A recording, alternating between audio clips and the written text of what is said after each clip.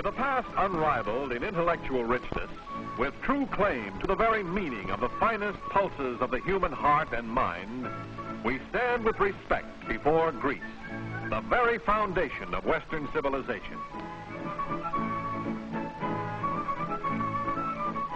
This land and many islands which make up the southern tip of the Balkan Peninsula has some of the most unusual topography of any European nation.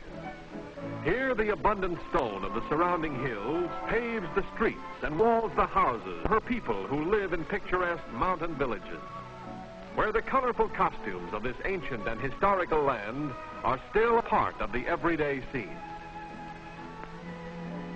The village women, distaff in hand, still spin the cotton and wool into thread, which they will weave into homespun cloth. It's all a part of the fascinating picture that is Greece. Greece and her numberless islands, particularly Corfu, Crete, and Mytilene, is famous for olives. Here are grown some of the world's finest olives, from which is pressed and processed the pure oil, which has so long been a staple of the Greek diet. And not only is the golden oil refined for home consumption, thousands of gallons each year are packaged for shipment, olive oil and byproducts being one of the country's important exports to the markets of the world. Here also are grown great quantities of fine tobacco. After gathering, the carefully selected leaves are sorted and strung by expert hands for hanging and drying.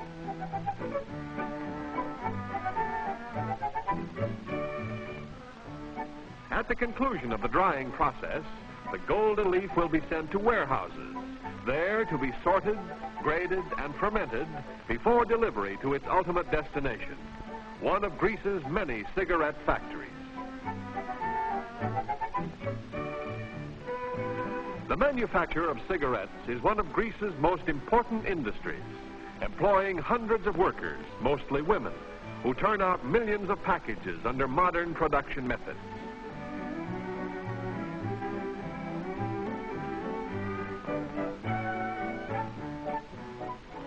Southern Greece, known as the Peloponnesus, is separated from the mainland by the Corinth Canal. As vital to Greece as the Panama Canal is to America, this waterway allows ships to travel from one coast to the other without circling the entire Greek peninsula. Sunny skies and a cordial welcome are in store for the fortunate visitor. For not only is Greece the world's chief archaeological treasure house, she is one of the most enchanting countries in a steadily shrinking world. First stop for increasing thousands of visitors to this modern land of ancient contrasts is Athens. One of the Earth's great citadels of antiquity, Athens also has its modern side. The architecture of its buildings combine the beauties of the classical period with the utility of today. Its broad avenues teem with the traffic, typical of the metropolitan picture the world over.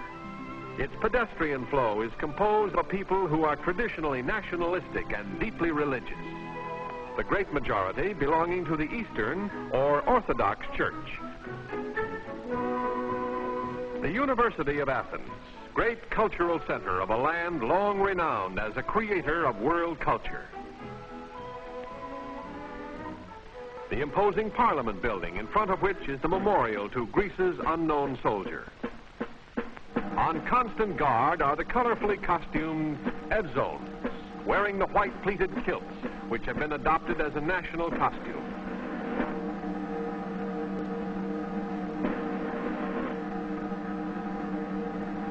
Though many times invaded, Greece has stood firm and unconquerable. In that spirit is embodied the memory of the unknown warrior, here symbolically entombed.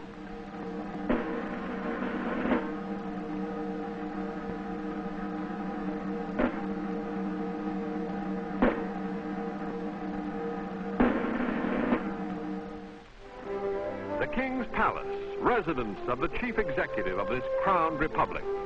The elective power, however, rests in the people themselves by process of the secret ballot.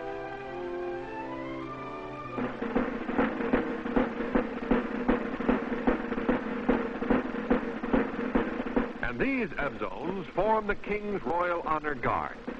These sentries of freedom might be ancient in their costuming, but they are modern to the hilt, and they pace and perform as though in cadence with the times. Greece has a proud history of freedom and deep respect for the decencies of man. These are the faces of men who many times have been overpowered, but never has their spirit been conquered. With such as these, Greece must emerge strong and secure in a world turbulent in its portents.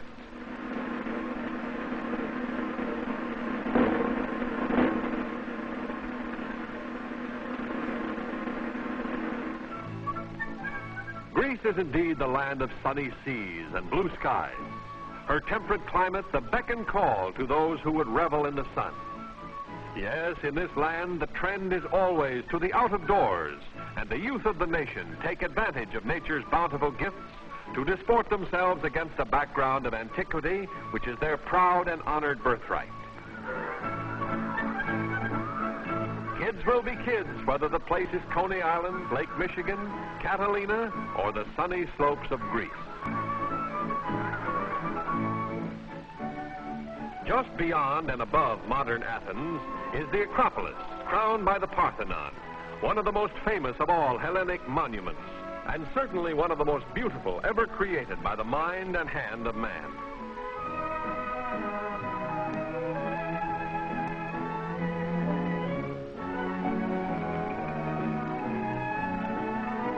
The Acropolis has been in turn a shrine and a fortress. It has withstood many sieges, the last being in 1826 during the Greek War of Independence against the Turks. But even in ruins, it evidences the truly splendid civilization of classical Greece.